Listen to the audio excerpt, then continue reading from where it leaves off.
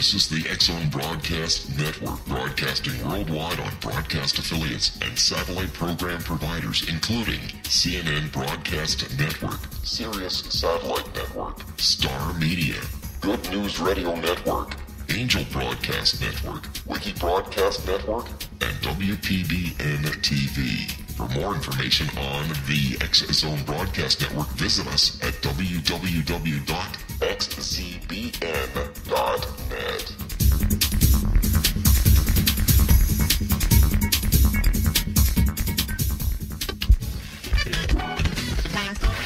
All Hit Radio.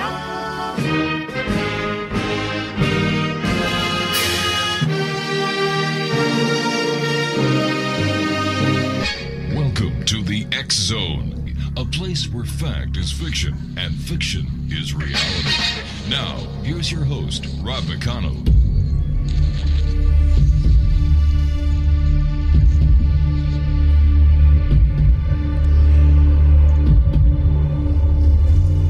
Welcome back, everyone. This is the X-Zone. I am Rob McConnell. We're coming to you from our broadcast center in Hamilton, Ontario, Canada. Worldwide toll-free, 1-800-610-7035. Email xzone@xzoneradiotv.com or right here to the studio on air at xzoneradiotv.com. Our on all social media sites, X-Zone Radio TV, and our main website where you can listen to the X-Zone 724-365 is xzoneradiotv.com. I'm still trying to wrap my head around that last hour I had with Leo Line Zagami. It's very hard for me to wrap my head around the fact that the United States of America created ISIS. You know, and that there's a shadow Vatican. All right, the shadow government I can plausibly understand, New World Order, okay. But to try and wrap my head around the fact that the United States government created ISIS, and that there's so much going on behind the scenes that is contrary to everything that we believe in. All right, conspiracies, cover-ups, they've been around from day one. They really have. In fact, I remember having a good friend of mine, Clyde Lewis, who does another show on the radio called Ground Zero. I said, Clyde, why is everything in the United States a conspiracy? He said, that's because our country was founded on a conspiracy. All right, I can understand that logic, I guess. But I'm going to have to do some serious thinking about it my last hour.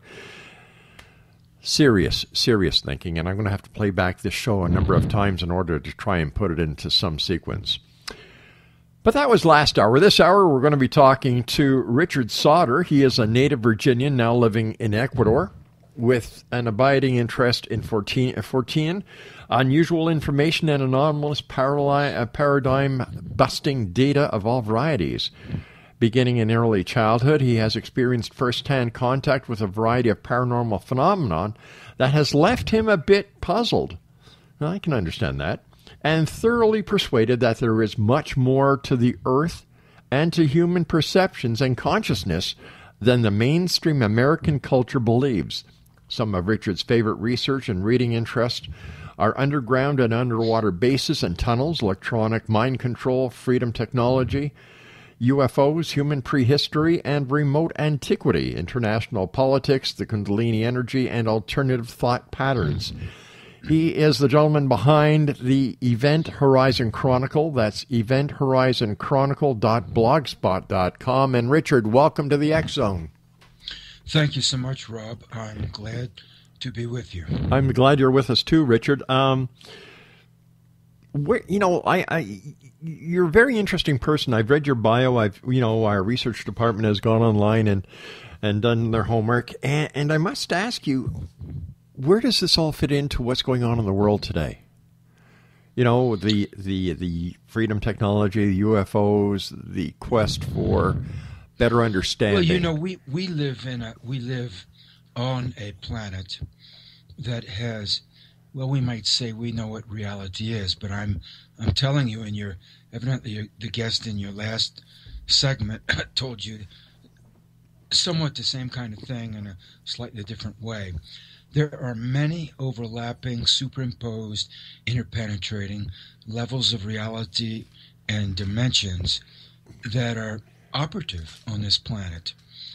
And there are many agents and, what would you say, actors, maybe literally meaning actors, at work in this so-called reality that we're living in. And anyone who believes that they fully understand what's happening on this planet has to be either tremendously ill-informed or just deluded, because it's a truly complex tapestry with many different threads, interpenetrated. Sometimes you see the thread, sometimes you don't. Sometimes it's, it's red, it appears somewhere else, and it's been dyed green. And you look at it, this tremendous, the woof and the wharf of this fabric that we call reality. And the more that you learn, and this is true of me and many others, I believe, the more you understand that you don't know and that you don't understand. Maybe that's my problem, Richard. I've been doing this show for 24 years, and I've interviewed over 3,800 people. I've heard so many stories, I don't know who to believe anymore. Well, let me tell you that what your guest, judging from the little synopsis you gave at the top of this hour, what your guest in the last hour said about ISIS is factually true. ISIS is a creation primarily of the United States, the CIA, the Pentagon, with important input from the Israelis and the Mossad, also with a lot of funding from the Saudis, the Qataris, and the Turks. So they're really bad people. Why? Why would the United States of America create ISIS? Well, let me tell you, it's really easy to understand. It is? The business, oh yes. Okay. Let's look at this. The business of the United States is war, more than any other thing. The United States has been at war for something like, it's been in existence for about 235 years. And for something like 215 of those 235 years, the United States has been involved in a war somewhere, and some years it's been involved in multiple wars in multiple countries. So the United States is in fact a very militarily aggressive country, and has been since its inception, notwithstanding that the propaganda is with respect to the United States, that it is its whole national mission is to advance the cause of peace, freedom, democracy, human liberty, human rights within the United States and abroad. I'm telling you, Rob, and I'm telling you, audience, nothing could be further from the truth. And that has to do with the great mind game, mind job, shall we say, that's being put over on humanity. And part of it is that when there is no war, for a large country like the United States, whose business is war, you see, when there is no war, that's bad for business. So what do you do if there is no war and no one wants to fight? Well, you start a war. Well, how do you do that? If necessary, you create an army out of thin air that didn't previously exist. 5 years ago, no one heard about ISIS. 2 years ago, no one knew diddly squat about ISIS. ISIS popped up like a mushroom out of nowhere in the hot, arid sands of the Middle East, complete with butcher knives for cutting off heads, and etc. And where did it come from? Well, I just told you, it's a joint creation of those who want to see war, those who make a lot of money off of war. By a lot of money, Rob, I mean not millions of dollars, not billions of dollars, but trillions of dollars. Modern warfare on the planet Earth in this day and age is a multi-trillion-dollar global business, and there's no bigger player in the warfare game on this planet in our time than the United States of America. And that is the answer to your question. Now, having created this monster, the CIA, the the Pentagon, Department of Homeland Security, point their fingers and mock horror at the monster that's reared its hydra head out of the sands of the Middle East, and they say, "Look, a monster. We have to protect America against this monster because the monster wants to attack America, and before we know it, why, they'll be coming across the Rio Grande from Mexico with nuclear bombs to attack our blonde-haired and blue-eyed boys and girls, except now with the massive immigration, the boys and girls are more dark-haired and dark-eyed than they were in the past." But that's the public story. The backstory is that the Frankenstein monster has in fact been created by the power structure in the United States, acting with some other countries, notably Israel, Saudi Arabia, Turkey, and Qatar. And once this monster's been created and given momentum, it has taken on a life of its own. Now, it's interesting that just in the last week or two, Saudi Arabia announced that they are preparing to activate their agreement with Pakistan, which goes back some years, whereby Saudi Arabia, having helped to fund the Pakistani nuclear weapons program, which has produced a fair number of nuclear missiles by this point, the agreement they had from the beginning was, in exchange for Saudi Arabia bankrolling the program, at some future date, Saudi Arabia reserved the right to acquire from Pakistan working nuclear weapons.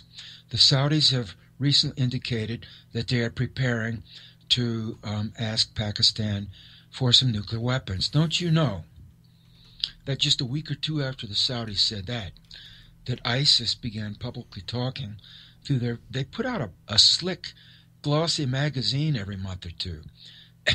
They've got a lot of money from somewhere. And one of the things they do is to put out this ISIS magazine. I know you're saying that's all very cute. But what they have announced is that they may themselves, ISIS, be acquiring from the Pakistanis through back channels some nuclear devices of their own. Now, what do you want to bet that the way it'll work, if it happens, is that the Saudis will acquire nukes from the Pakistanis and then just on the QT pass one or two or three of them or more to ISIS and say, okay, there you go now, don't burn your fingers playing with nuclear fire. In other words, what we're talking about here is a setup for a false flag attack, one or more. Whether it will happen, I don't know.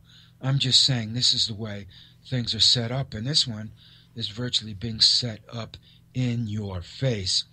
If it happens, then it would be a case of ISIS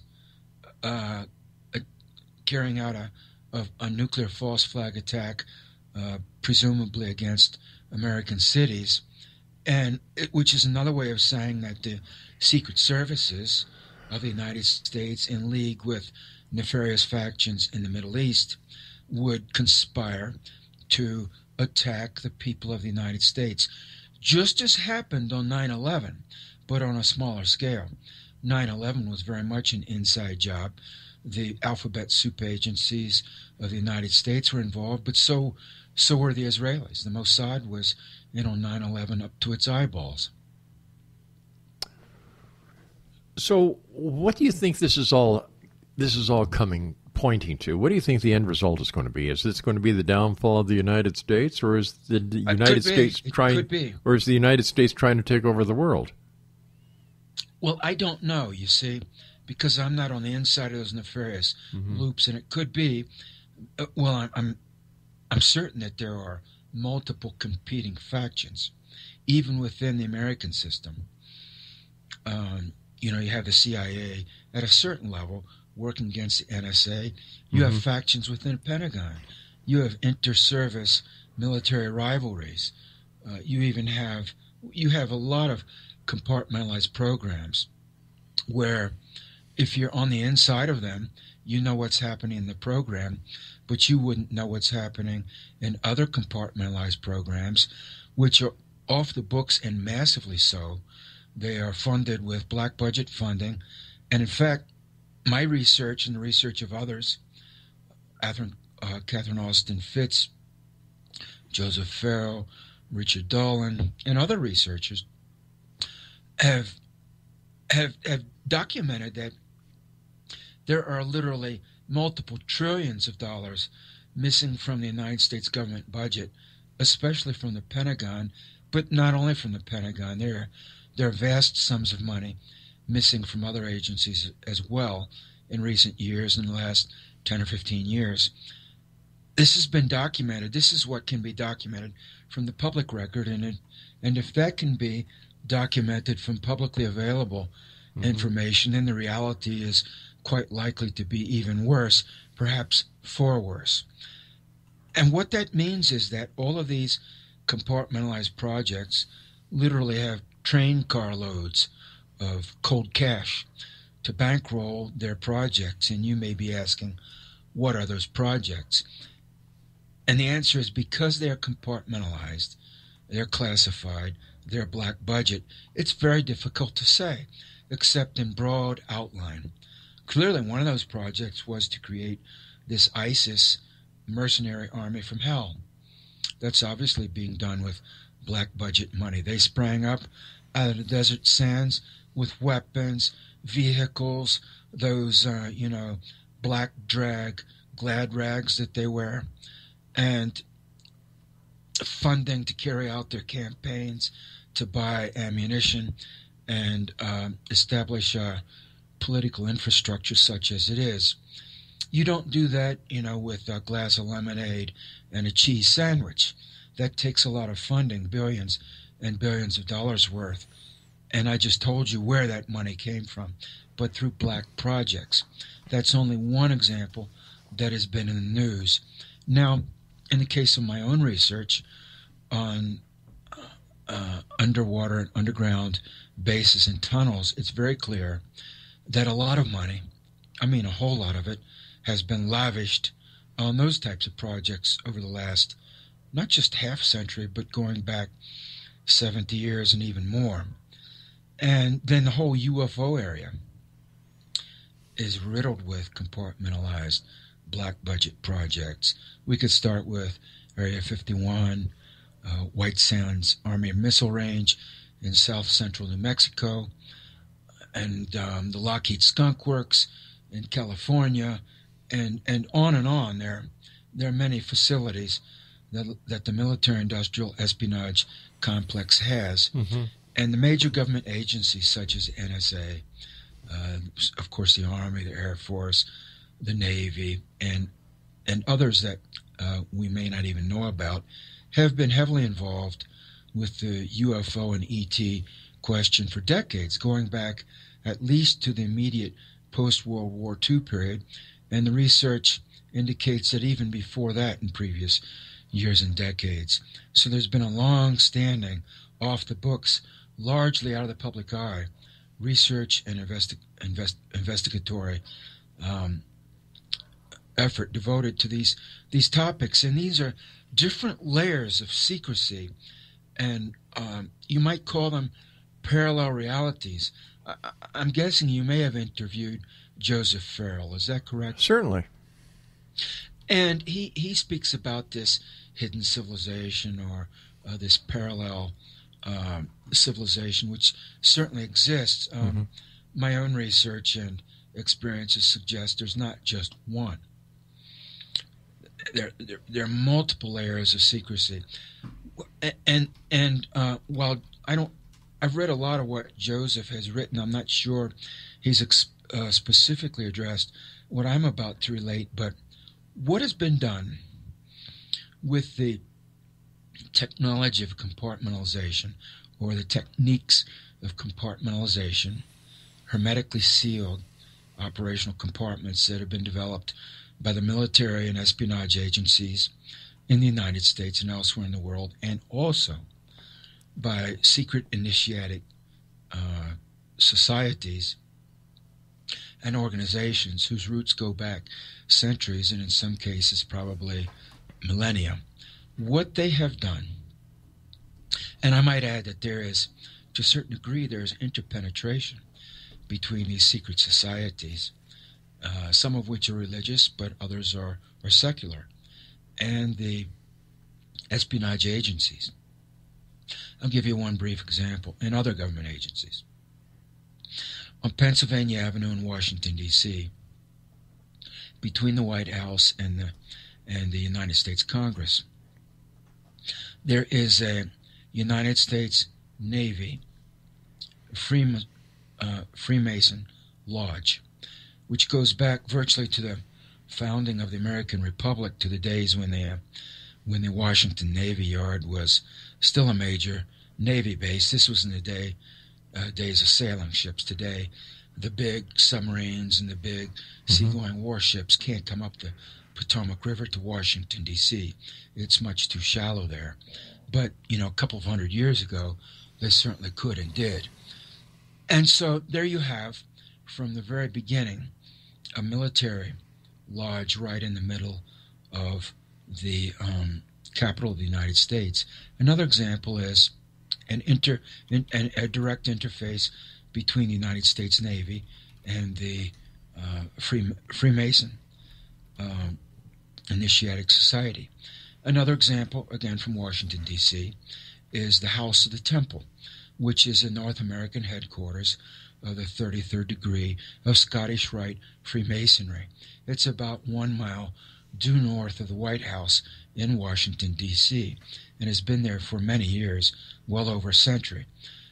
That temple and 33rd degree Scottish Rite Freemasonry had quite a lot to do with the NASA manned space program, especially in the late 50s, running up through the 1960s and into the early 1970s. Buzz Aldrin, for example, was the second man to walk on the moon, according to the official NASA history. Was a 32nd degree Freemason. At that time. He may be 33rd now, I don't know. At any rate, he was then, and presumably still is, a very high-ranking Freemason. He took with him a Masonic flag or apron to the moon and conducted a short Masonic ceremony on the moon, brought that flag back to Earth with him. How do we know this? How do we know this? It's in the museum at the House of the Temple, just north of the White House in Washington. And anyone has access to this, right? Well, yes, they. I've been there twice, and you can. Go on. I'm sorry. Take a tour of the temple. They have very informative docents there, who will take you through. Very few people go there to take the tour. Most people don't even take an interest in Freemasonry. I'm not a Mason. I know a little bit about it, but I've never. I was invited, actually. The thing is, to become a Freemason, you have to be invited. Right. You can't go down to the nearest lodge or temple, knock on the door, and say, right, hi guys, I'd like to sign up. I want to be a Mason now. It doesn't work that way. You have to be invited to join by members in good standing. Gotcha. And I was. When I lived in Texas, there were two men I knew, and I liked them. They were good men. And they invited me to join one of the lodges there in Texas that goes back to the mid-19th century, I think. And I politely declined. I wasn't rude to them because I liked them. They were friends of mine. I didn't know they were Masons until they self-identified as Masons and asked me if I would like to join a fraternity and become a Mason, and I politely declined. But that's the way it works. Okay, let me ask you a few questions here. Yes. Apparently you have a doctorate. What is your doctorate in? I have a doctorate, and I have some other degrees. My doctorate is in political science. From where? And then I have two master's degrees. Where's your doctorate from? New Mexico. Which university? Well, the University of New Mexico. And what did you write your dissertation on? Well, my dissertation had to do, strangely enough, with discrimination in mortgage lending. And then, as it turned out, here in the 20th century, the banks began giving away home loan mortgages to anyone who walked in and said, I want a mortgage. Yeah. So while it was an issue in the last half of the 20th century, as we moved into this century, it became a non-issue. So that's the way the cookie crumbles, eh? It was at one time, mortgage discrimination really severely impacted minority racial and ethnic communities in the United States. But you know, the whole financial landscape has massively changed in the last 10 years. And so that's that. And I have 2 master's degrees. I have one in Latin American studies. And then I have the second one is in forestry and ecosystem management. And then I have a bachelor's in sociology. Wow. So what are you doing in Ecuador? Well, I came down here on a shamanic vision quest, Rob. Of course, let me tell you, in childhood, I read voraciously. In fact, I still read quite a lot. But in childhood, somehow I got my hands on 2 books that I read and reread. One had to do with the Inca Empire of the Andean region of South America. The other had to do with the Mayan culture of southern Mexico and northern Central America.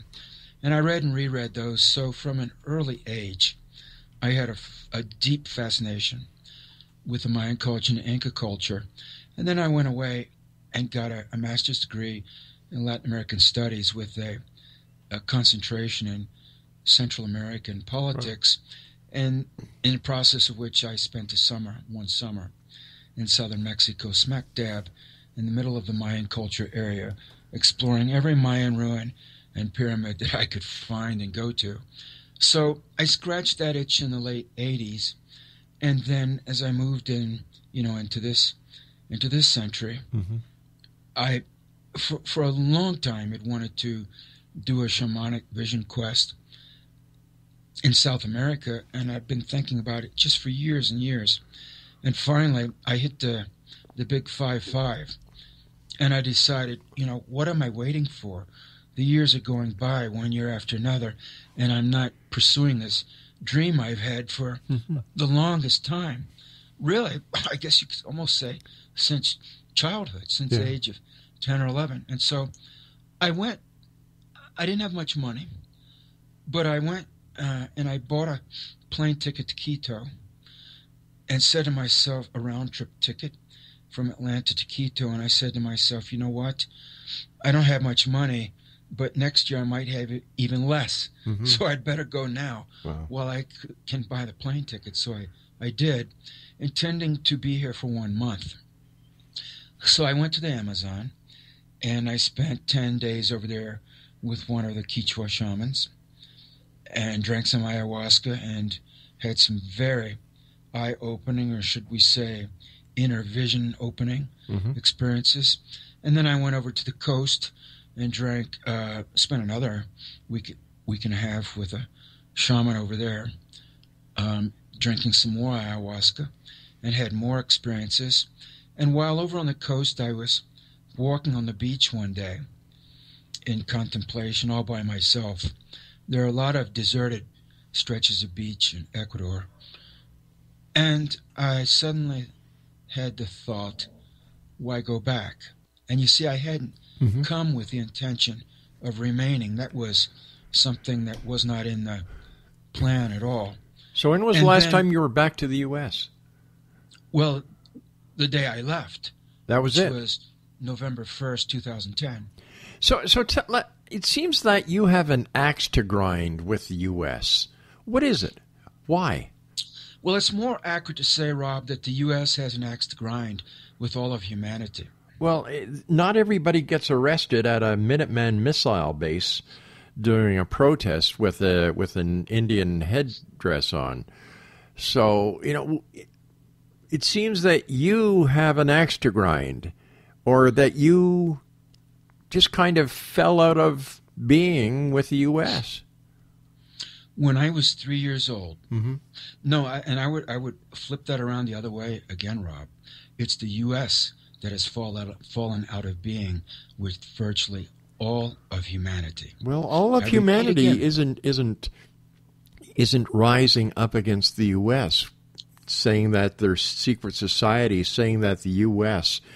the U.S. created ISIS. The U.S. was responsible for 9/11. Rob, the ones who understand how the world works certainly are. The ones who are informed and knowledgeable certainly are. What did Edward Snowden do when he popped up out of nowhere in mid-2013? He said, let's see, he created an act of treason. That's what he did. He broke the law. He broke the law. That's what he did. No, he didn't. He didn't. What Edward Snowden did was reveal to the world just what I told you a minute ago. The United States is spying on all of you. So, if you've got nothing to hide, you've got nothing to fear. No, sir. Not at all. Why? That's a massive violation.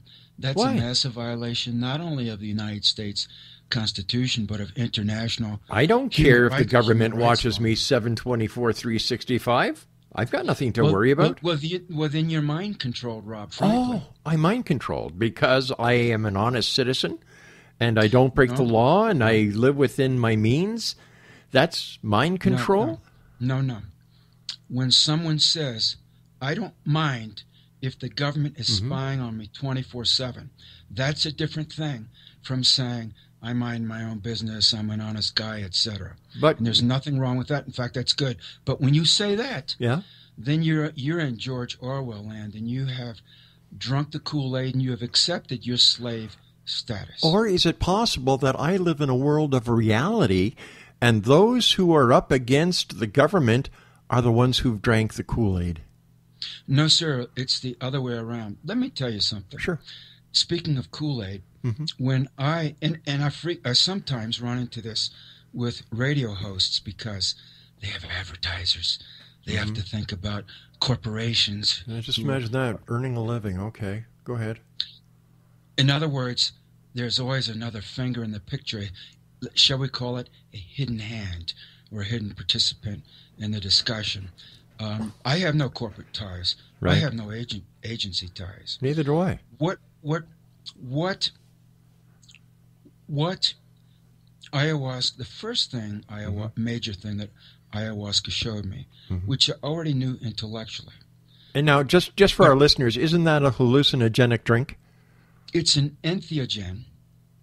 What you will discover when you broaden your connection with the natural world is that many other living beings are actually more conscious than the average human being. There are plants that are, in my estimation, hyperconscious, even cosmically conscious. And when you drink the juices of these plants, you will plug in sort of modem-like into a far larger realm of consciousness than most people can conceive of. That's why some people, when they drink ayahuasca, have what might be called a bad journey. And I'll go into that just a little bit. Yeah, but correct me if I'm wrong here. Correct me if I'm wrong. No, hold on here. Yes, sir. Hold on here. But isn't ayahuasca also, doesn't it have the same effect, or sometimes doesn't it also include LSD and other hallucinogens? No, it's not LSD at all. It never contains it. Am I incorrect? No, sir. No, sir. LSD is a chemically manufactured substance that was actually created by the CIA in the post-World War II period and flooded out into the popular culture in the 50s and into the 60s. And that's an entirely different program. Timothy Leary was a big part of that, and some other well-known big names. But ayahuasca, no, is not LSD. It does not contain LSD. I'm sorry, DMT. Yes. Now, DMT is a naturally occurring organic molecule that virtually all biological life forms carry within them. Right. And DMT is not LSD. No, I'm sorry. That was my mistake. DMT is a natural substance occurring in the human brain and in other organs in the human body. You have it in you right now, and so do I, and so does every single listener to this program. So do other biological organisms, including ayahuasca and the plants that are mixed with it to make the drink or brew that's popularly called ayahuasca.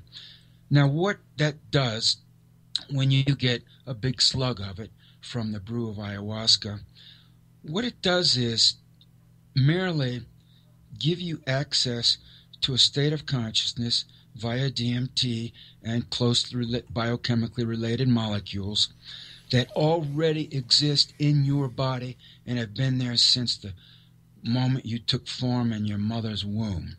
So we're not, and it's interesting, the American government has criminalized DMT. If they catch you with it, you can be put actually in prison for years, notwithstanding that every human being has DMT in their brain. That's beyond bizarre. Okay. So I would say, no, it's not me that it's against the American government. I repeat, it's the American government that's against everyone, because if they criminalize DMT, and DMT is a molecule that your brain is constantly manufacturing, they have criminalized the natural process that your brain goes through. What does that tell you? It tells me there's a lot of screwed up people in this world. Yeah. It's beyond insane. It means that the United States government is afraid of the deepest biochemical processes inside the human brain. Answer this question if you can. Just answer this question if you can. Are you allowed back into the States? Well, see, that's the thing, isn't it? Because with these new... No. Are you allowed back in the States? Well, I'm trying to answer the question. Well, that's a simple yes or no. That's a simple yes or no. It's not. No, it's not. It's not? It's not a simple yes or no question. Okay. Because of the way the laws are written right now, it's not possible to know. We have a law called the NDAA, for example, which is a clause within the National Defense Authorization Act. It is something new. Okay. It has been adjudicated in the courts unsatisfactorily from the standpoint of all thinking beings who are concerned about human freedom and universal human rights.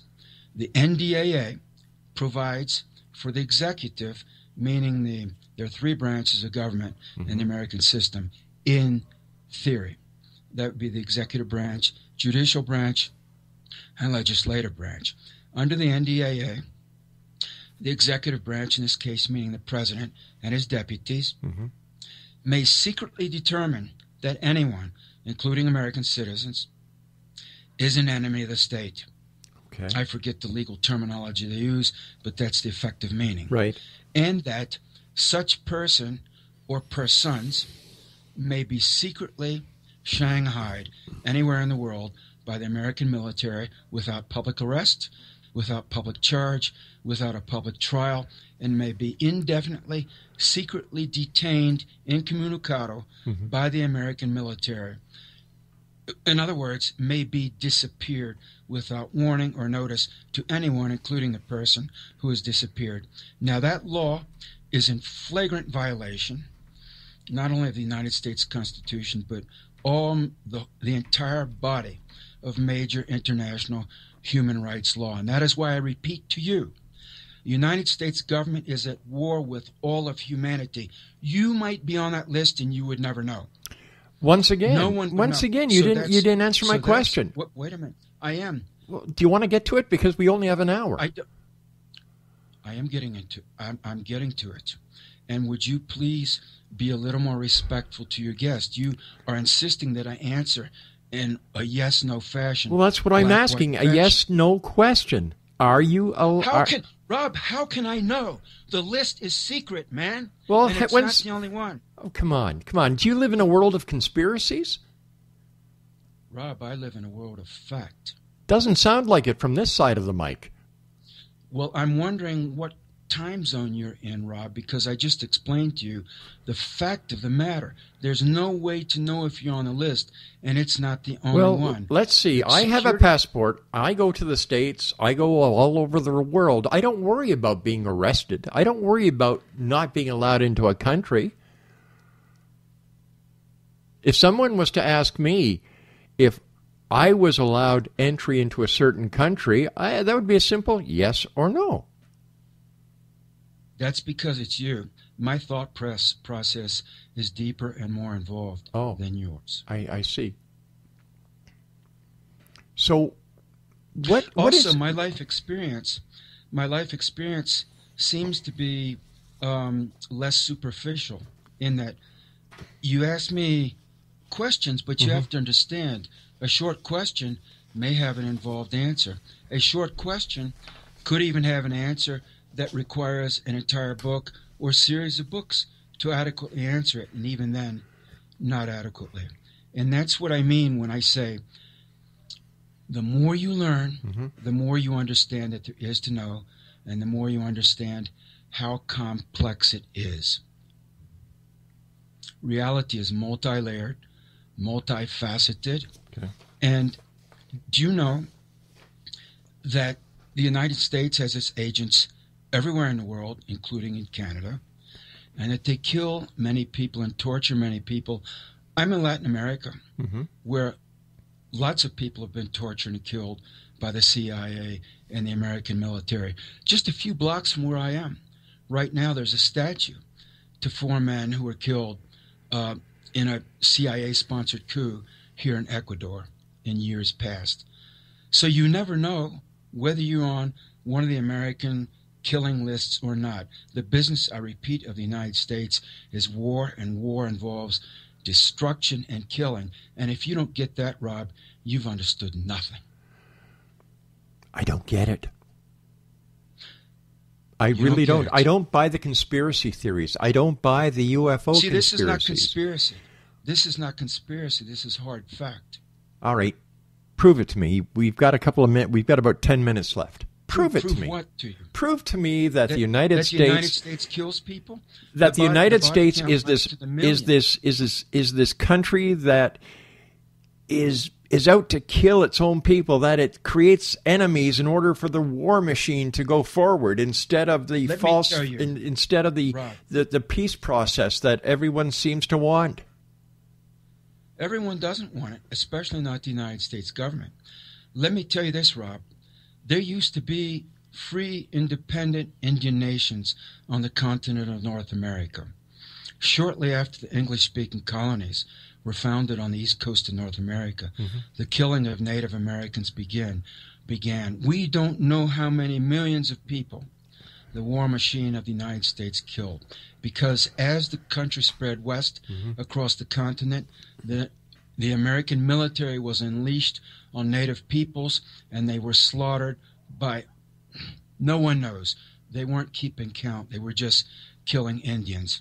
You know, that is historical fact. That's not a conspiracy. That is true. I agree with that. I agree with you 100%. Then the Kingdom of Hawaii, which was an independent kingdom, was taken over by military force after the American Civil War in the last part of the 19th century. And on it goes. All of this so-called free states of the United States were stolen from other people at gunpoint by military force.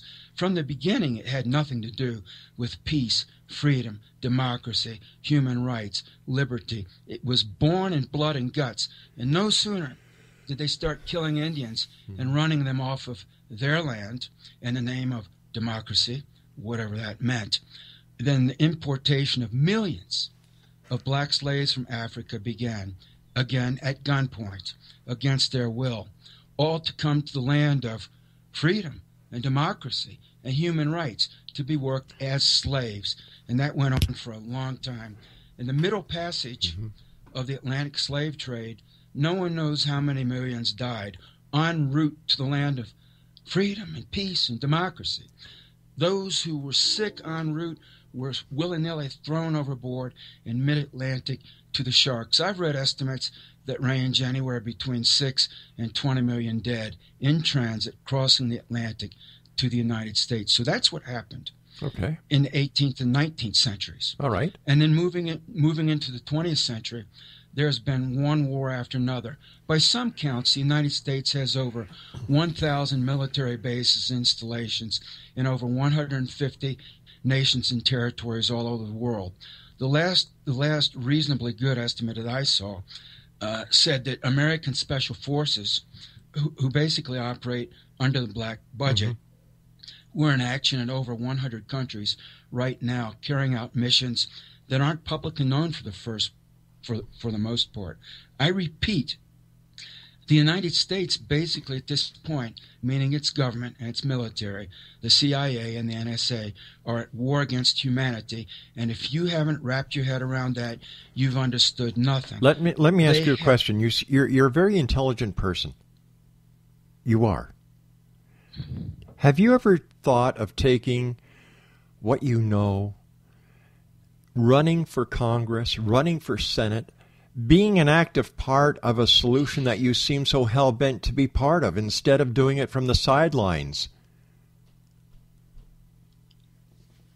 Why would I join the mafia, Rob? So what you're saying is that you don't want to be part of the solution. You just rather keep... No.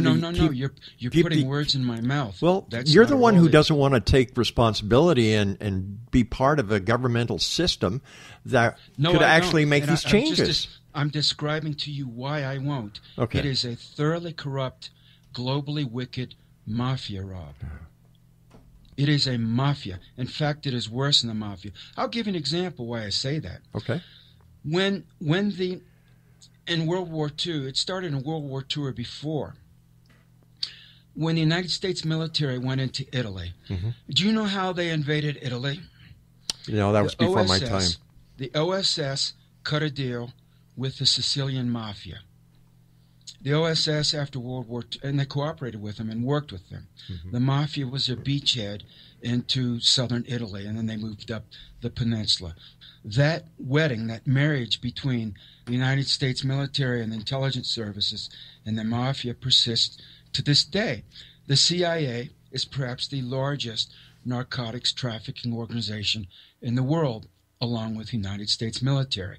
And it's been like that for basically the last half century or more. So when I say the United States is a mafia, I mean important agencies of the United States are involved globally in organized crime. It is a massive criminal syndicate. I wouldn't join the mafia. No sane person would. Tell me, have you given up your American citizenship? I would like to. It's not as easy as just saying, yes, I would like to. It's actually fairly involved. And for one thing, it involves some money that I don't have. You have to pay to do it. I don't have thousands of dollars that I don't have. So for me, it's a moot issue. Wow. As you get older, and I hope you live a long and prosperous life. Well, I'm 60 years old, Rob. No, hold on here. Hold on. Do you intend on going back to the States? Wouldn't it be very simple for you to contact a lawyer, have a lawyer check to see if you actually could go back home? Do you miss home? Rob, listen to me. I've been trying to explain to you. You don't know. You have such a superficial view of the world, where the world man works, man. You've interviewed 38. Whoops. We lost him. I wonder where he went. He probably got picked up by some aliens, some extraterrestrials. Maybe the CIA got him. No, I cut him off. Man, this guy has got more bullshit than he has brains. He talks an intelligent game, but I've got to tell you something, X-Zone Nation. I just don't buy it. What is it with people who leave a country? You know, they leave a country and they backstab. You know, here he is in Ecuador. He's making all these claims. He takes, He likes taking some stuff that puts him into, what did he call it, Craig? Yeah, that psychedelic stuff he drank in the Amazon. Spiritual awareness is what he was getting at. The government of the United States and all the different agencies are out to get the world. And I'm the one who's dumbed down. I'm the one who doesn't get it. Well, I still say, if you have nothing to hide, you have nothing to fear. It's that plain, it's that simple. There's a lot of people out there who cannot grasp reality, that they create this world of conspiracies, secret societies, because in the real world, they can't face it. They can't exist in the real world. So they make up this imaginary world that they like to say is real. The Illuminati, the New World Order, the CIA is the biggest drug trafficker in the world with the American military.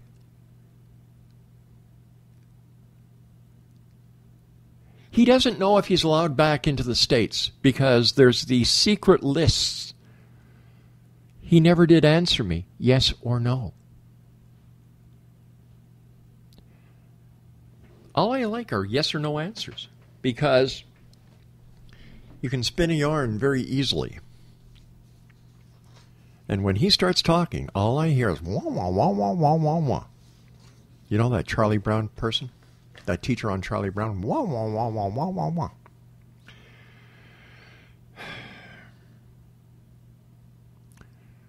He's a legend in his own mind. He really is. I don't believe in the global conspiracy. I don't believe that the governments of the world are working with the extraterrestrials.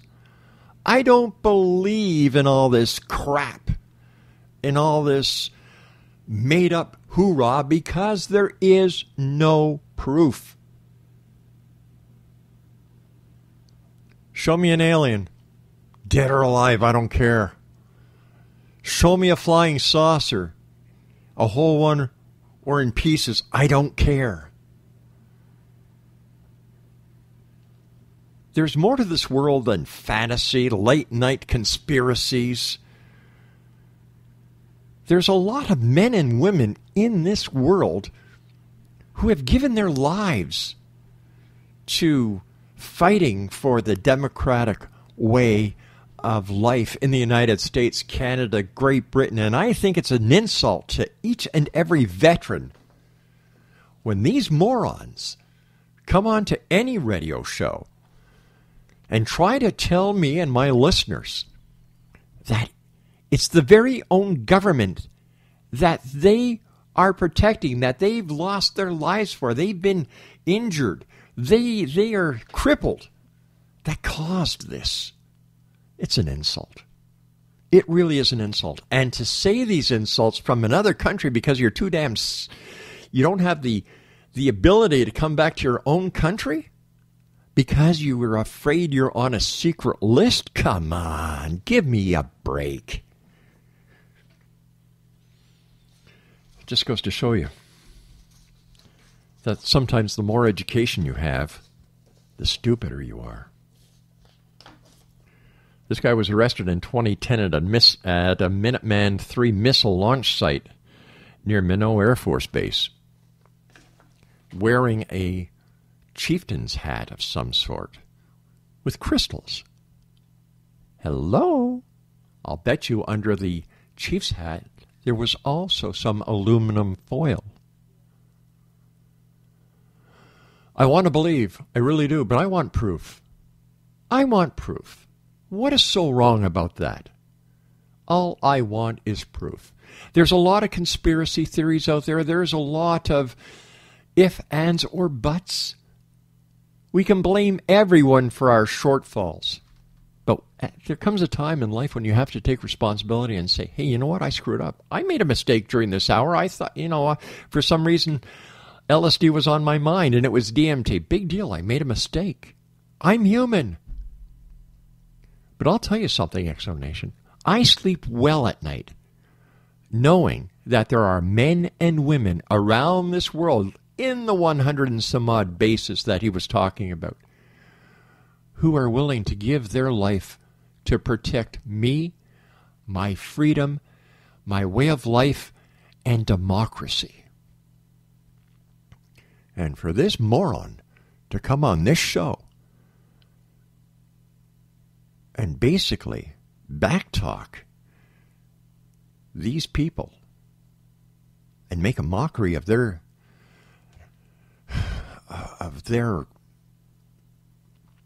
ultimate sacrifice. He's better off in Ecuador than in the great United States of America. Hey, I'm a Canadian, but I'll tell you something. I love America. I love the United States of America. I love my friends there. And when somebody attacks the United States of America, my neighbor, they attack me.